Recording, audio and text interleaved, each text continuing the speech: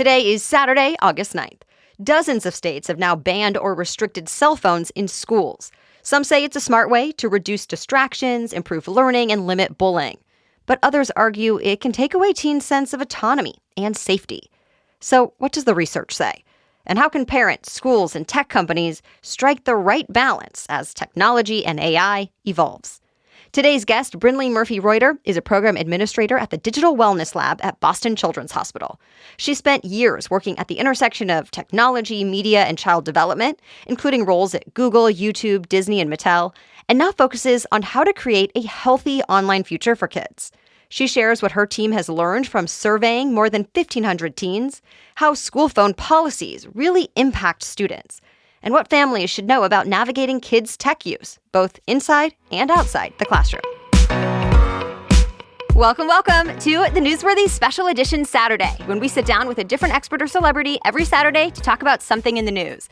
Don't forget to tune in every Monday through Friday for our regular episodes, when we provide all the day's news in just 10 minutes. It's fast, fair, fun, and on the go. I'm Erica Mandy. It's time for today's Special Edition Saturday. You ready? Let's do this. Brinleigh Murphy-Reuter, thank you so much for joining us here on The Newsworthy. Thank you for having me. So this is a very hot topic right now, and it's important. Dozens of states at this point have some sort of policy banning or restricting cell phones in schools. So first, give us an idea of the range in policies we're seeing out there so far, and then we can move on to talk about the potential pros and cons of each. We here at the Digital Wellness Lab talk to over 1,500 teens between the ages of 13 and 18 across the U.S., trying to understand how they experience different school phone policies, what they see as helpful, and where they see challenges.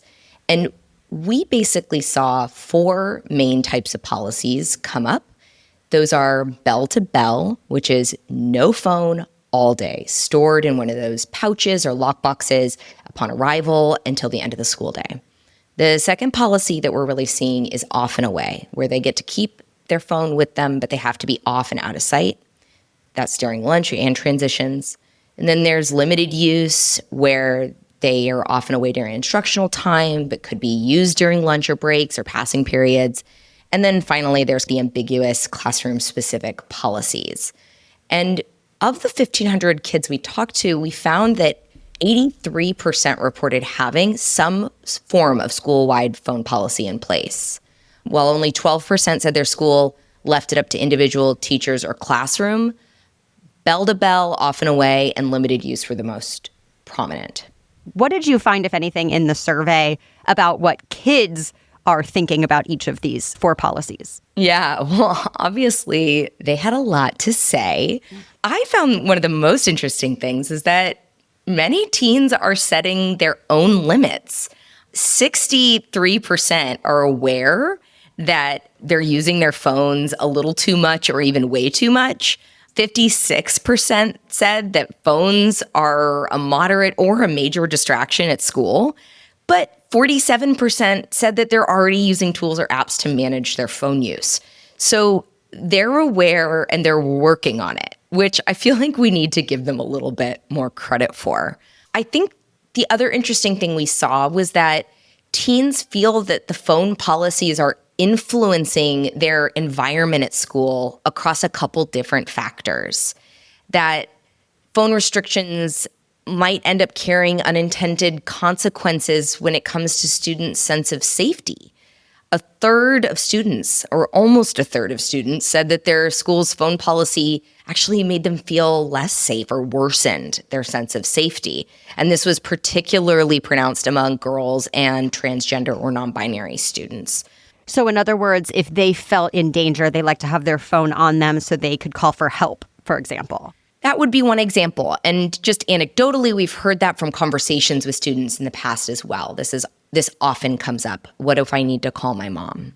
And is there an argument, though, of, well, I didn't have that as a kid. I had to go through the office. Of course there is. I did. I had a cell phone at 9.5. I'm an older millennial. I had a Nokia brick cell phone with a lemon-scented cover at 9.5 because my mom was often late picking me up from school by no fault of her own, under-resourced single mom, and I had to wait outside once the office closed. So I think that kids need phones for a variety of reasons, and it's not always imagined safety or psychological safety only. Also, I think that our current environment, whether it's news hype or reality, leads us to be very fearful of environments that used to be considered exceptionally safe. I remember doing earthquake drills when I grew up in Seattle, Washington, but I don't remember doing active shooter drills. And that's something my 4-year-old has been doing in preschool. So I think that their overall sense of safety is diminished, and cell phones, whether we like it or not, offer them some sense of control. The other thing is that, not in one of our surveys, but in somebody else's, 78% of parents whose kids take a cell phone to school said that they want their kid to have that phone available in the event of an emergency. So it's not necessarily the kids making the arguments here. It's, in many ways, their parents. And so that does take us to what are the arguments for and against allowing phones in schools. And one of the key ones for allowing kids to have phones is what you're talking about, that safety aspect. What other arguments are there in support of allowing kids to have access to their phones during class? Well, I'm not sure I would say that kids need to have access to their phones during class, but I would probably say that full bell-to-bell might not be necessary. I think that when we're speaking about kids, especially between the ages of 13 and 18, there's growing need for independence and a sense of agency or control over their environment. So by taking something away entirely, we're not offering them that developmental opportunity to learn self-control and limited use. Like I said, they already are moderating their use themselves. So I think if we were to offer policies that encourage them to continue to do so in structured ways, that we could see a lot stronger and more developmentally prepared group of young people moving into adulthood who know how to use this tool responsibly instead of taking it away from them until they turn 18. Yeah, and I think other arguments that I've heard that are similar is this is an essential tool to learn, access to information, collaborative digital learning. Does all of that kind of also play into it? Yes, all of that plays into it. A lot of the teens in our policy or in our survey said that they're using school devices constantly. And often those school devices or requirements in a classroom can need to be paired with access to a personal device, whether it's to fill out a survey or record something or otherwise. I think the other interesting thing in support of a moderate cell phone policy is after-school phone habits. Many teens, 41%, said they use their phones more intensely after school when they were severely restricted during the day. So I think that not only is there an educational opportunity there for caregivers to talk to their children about this, but is this the type of outcome we actually want with these strict bell-to-bell policies? And my understanding is that there's research that shows improved test scores when phones are not around. Are you familiar with that at all? I'm not immediately familiar with it, but I can imagine that's true. There was a study just last year that said that nearly 3/4 of high school teachers say that students being distracted by their cell phones in class is a, quote, major problem. So that is pretty serious, and it goes all the way down to 6% of elementary school teachers saying that, and that's kids under 8. Yeah. What about mental health, reduced bullying, and social pressure that happens on social media or other spaces online for kids? Can you speak to some of those pieces? We have seen that problems online are problems in real life for kids and can be exacerbated when kids are sitting behind a screen. I don't think it's just bullying, but bullying, sexualization, even just fights or mean group dynamics or unhealthy group dynamics can be made worse when you're not looking somebody in the eyes in person. And then when the argument to take that into the school day would be that not only are those problems happening after school and in the hours when they're not physically present together in school, but perhaps there's a group chat happening at the lunch table and one person is excluded who's sitting right next to you at lunch. That, I think, is when you see people saying that having your phone at all at school is problematic because it can, if there is stuff happening in their online experiences or even just in a group chat, it can be made worse when you see it magnified at school physically, especially if the phone is right there. Still ahead, when and how to give your child their first phone, plus how to handle those "can you pick me up" texts during school hours, and what the research really says about phone use, mental health, and kids. That's coming up. But first, a quick break for our sponsors. As summer winds down, I'm all about refreshing my wardrobe with some staple pieces for the season ahead. So, of course, I'm checking out Quince. Quince always has luxe essentials that feel effortless and look polished, and they're perfect for layering and mixing. I'm already eyeing chic cashmere and cotton sweaters for the fall, starting at just $40. And I love having one of their washable silk tops in my closet for layering. I already turned to Quince for my most recent vacation. I've been so impressed with my carry-on suitcase, from the style to the functionality. And of course, I packed a great dress from Quince that was so versatile for my trip. The best part, everything with Quince is half the cost of similar brands. By working directly with top artisans and cutting out the middlemen, Quince gives you luxury without the markup. And Quince only works with factories that use safe, ethical, and responsible manufacturing practices and premium fabrics and finishes. So elevate your fall wardrobe essentials with Quince. Go to quince.com/newsworthy for free shipping on your order and 365-day returns. That's QUINCE.com/newsworthy to get free shipping and 365-day returns. Quince.com/newsworthy. The Newsworthy is also brought to you by Fatty 15. I'm feeling great about making C15 from Fatty 15 part of my daily routine because I want to do everything I can to age better. Their reports say C15 is the first essential fatty acid to be discovered in more than 90 years and that it supports long-term health and wellness. The company explains that when our cells don't have enough C15, they become fragile and age faster, and that as many as 1 in 3 people worldwide may have low C15 levels and cellular fragility syndrome. Well, Fatty 15 is clinically proven to raise C15 levels, resulting in lower cholesterol levels, healthier liver function, improved gut microbiome health, and improved red blood cell health within 3 weeks. It's said to have 3 times more cellular benefits than omega-3 or fish oil, which is a relief because Fatty 15 has no flavor or aftertaste. In fact, it's the easiest pill I've ever had to take, and it comes in this gorgeous reusable bottle with refills that ship right to my door. Fatty 15 is on a mission to optimize your C15 levels to help you live healthier, longer.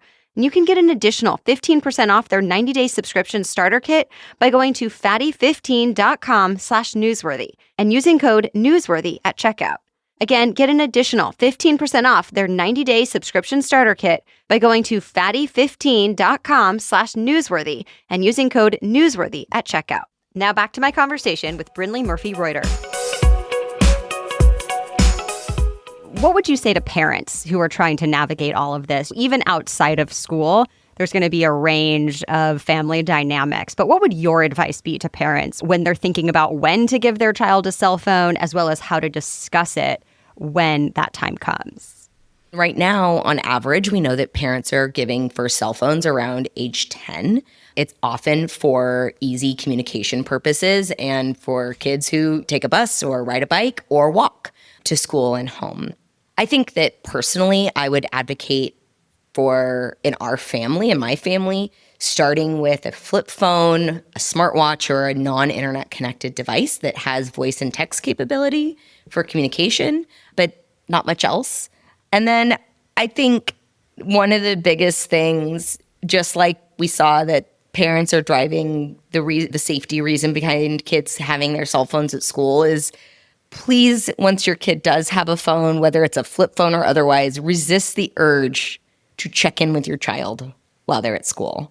School is their opportunity to establish independence, and you need to model, as a caregiver, responsible use. So calling your child outside of emergencies or texting them outside of emergencies really isn't appropriate, and you want to show them that you have boundaries and they can as well. Somebody else's study showed that parental kind of monitoring and control apps actually sent the most notification to young smartphone users during school hours. So if you do have those apps in place, definitely set up the notifications to avoid school time interruptions. That's such a good point. And I'm curious because I've heard from a lot of people that they hear from their kid about something that happened at school or, hey, can you pick me up early today? I'm struggling with this. So is it also the flip? And how would you recommend parents handle texts from their kids? Oh, that's a great question. I think a parent should have a script, right? I love you. If this is not an emergency, we need to hop off the phone. I can talk to you after school. Gently interrupt their request for a play date and say that it's something you can discuss after school hours.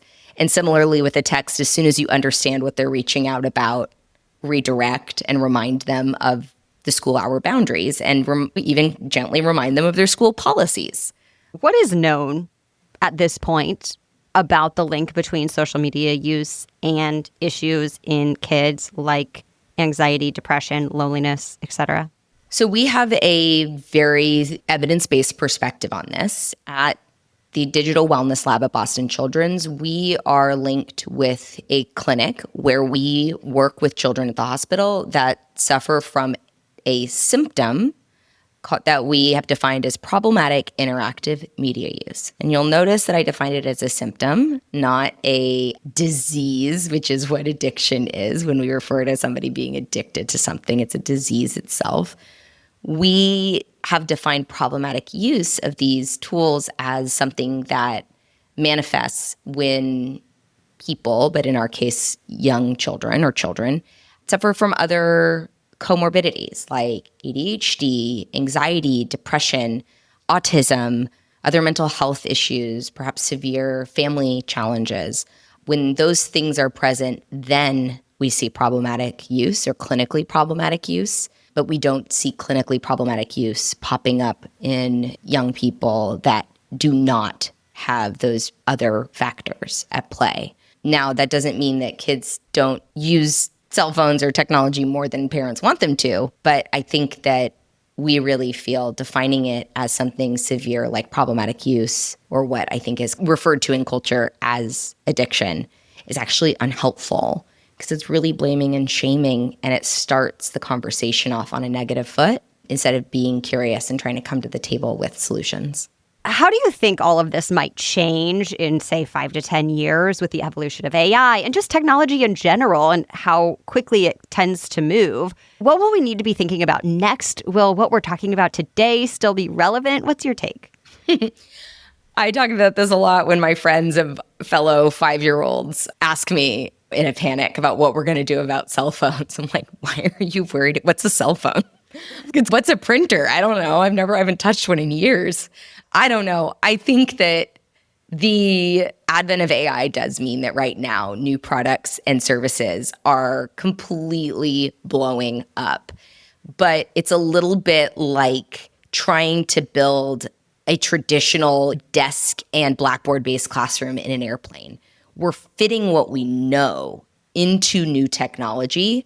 We're not looking at the new technology as a new way to do what we know or what we might possibly be able to do. I'm actually hosting a workshop tomorrow to discuss recommending evidence-based guidelines for designers and developers of generative AI commercial products for young children. Because we see that young children are already interacting with voice assistants and smart speakers and other things in the home. And we're seeing a lot of smart toys popping up for early childhood.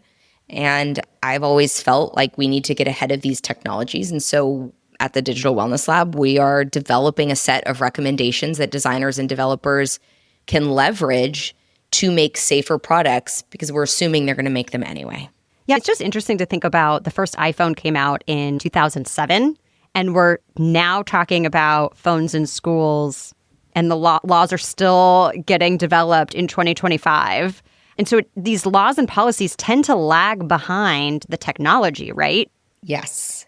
And I think that's a shame. And it's something, personally, I don't want to see happen with AI because I do think its capabilities have implications beyond what we've seen with other technologies from a human development, emotional attachment, and kind of relationship interaction standpoint, and we need to be really considerate of that. But knowing that we can't spend the next 5 years doing deep longitudinal studies, putting Gen AI robots in children's bedrooms and seeing if they become best friends and overthrow their parents. We're doing our best to try to take what we do know and apply the developmental science to it and offer some hopefully useful recommendations to people working on these tools and toys. Just to wrap things up, if you could completely redesign the digital world for children as it is today, what would be the most significant thing you would want to change and why? I think I would really emphasize, first of all, I love technology. My kids are on iPads when I work on the presentation I'm doing tomorrow. That's a tool for me. I think that I would redesign technology to be firmly in the tool use case bucket, where we use it to do a task that we need to be done. We don't leverage it as this ambient, previously it would be inanimate companion, and now it's turning into a more interactive companion with AI. But I think that I would firmly toolize technology. I think I would also build into parent conversations, school conversations, caregiver conversations, more discussion around fostering curiosity in young people and all of the different ways we might be able to do that, leveraging technology and then also in our regular built natural environment. I think that curiosity is going to prove to be a huge predictor of future success, especially in our changing kind of job and technology landscape. And tech tools could support that. And in other ways, it can really be fostered outside of tech experiences. So I would, if I could go back in time, I would focus on ways to infuse curiosity into our everyday experiences and then ways to enforce tech as tool, not companion. And just briefly, I'm curious, what should the role of companies be, and whether it's social media, technology companies, or kid-focused brands? Should they be responsible, in your opinion, for ensuring that it doesn't become a problem for kids and that it's more, as you said, a tool? Yes. I think that it is their responsibility when it comes to users under the age of 18 to build products and services that are tools and not companions. Adults are a different game. They can make money off of adults. I don't think they should be making money off of kids. But not to be cynical, but I do think in a lot of ways the toothpaste is out of the tube. And now we need to work with what we've got. And that can be in partnership with tech companies and the wonderful people who work there. I worked at YouTube and Google for many years. And as a parent, I have 2 young kids myself. I care deeply about the technology that they use. And we built for that and designed for that from my perspective. And the people that work there do have kids' best interests in mind. I think that there's a responsibility on parents, caregivers, teachers, everybody else in kids' lives, and tech companies need to protect users under 18. Want to learn more about how kids today are using AI as companions? Yes, it's really a thing. Next Saturday, Brinleigh Murphy-Reuter is back for part 2. We'll dig into the latest research on AI and kids, including AI companions, smart toys, and the big questions they raise about childhood, development, and digital relationships. In the meantime, check out the Digital Wellness Lab at Boston Children's Hospital. We've linked to the survey we discussed today, along with other resources in our episode notes. Find them on thenewsworthy.com. If this episode was helpful, please share it with a friend, parent, or educator you know. It's one of the best ways to help us reach more listeners. And as always, we'll be back on Monday with the latest news to know. Our daily news roundups run every Monday through Friday. Until then, have a great rest of your weekend.